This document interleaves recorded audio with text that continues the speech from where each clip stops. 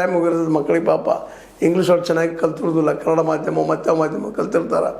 ಅಂಥರ passage ಓದಿ ಮಾಡಿ ಅರ್ಥ ಮಾಡ್ಕೊಂಡು ಉತ್ತರ ಹುಡುಕೋದ್ರೊಳಗೆ ಮುಗಿದೋಗಿರ್ತದೆ. ಮಧ್ಯಾಹ್ನ ಪೇಪರ್ ಅಂತ ಮುಗಿದೋಗ್ಬಿಡ್ತದೆ.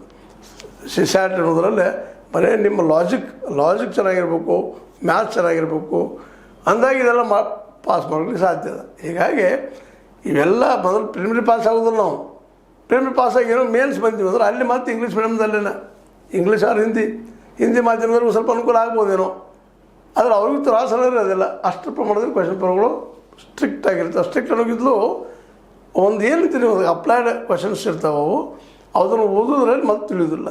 ಅಂದರೆ ಇಂಗ್ಲೀಷ್ ಮೇನ್ ಅದ, ನಂತರದಲ್ಲಿ ಹಿಂದಿ ಅದ. ಹಿಂದಿ ಅವ್ರ ಸಹಿತ ಅಷ್ಟಿಲ್ಲ, ಮುಂದೊಂದು ಇಂಗ್ಲೀಷ್ ಪೇಪರು ಇರ್ತದೆ. ಆ ಮಾಧ್ಯಮ ಪಾಸ್ ಪೇರ್ ಹಾಕಿ ಮೇನ್ಸ್ ಒಳಗೆ ಎಲ್ಲ 108 ಗಂಟೆ ಹಾಕಿ ಆದಷ್ಟು ಒಂದೆರಡು ಎಲ್ಲ ಓದ್ಕೊಂಡು ಮಾಡ್ಕೊಂಡು ಮೇಲೆ ಬರೋದ್ರಾಗ ರಗಡಾಗಿರ್ತದೆ.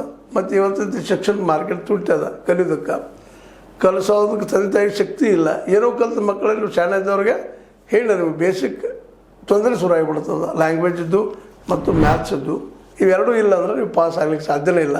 ಇಂಥ ಪ್ರಸಂಗ ಇದ್ರ ಜೋಡಿ ಮ್ಯಾಲೆ ಇವು KPSC ಒಳಗದು, ಅದರಲ್ಲೂ ಏನು ಇವದಾವಲ್ಲ ಪಿ ಎಸ್ ಸಿಗಳಲ್ಲಿ ಇರುತ್ತಿರೋ ಮೆಂಬರ್ಗಳು ಎಲ್ಲ ಗದ್ದಲಕ್ಕೋರು, ಅಧಿಕಾರಿಗಳು ಗದ್ದಲಕ್ಕೋರು.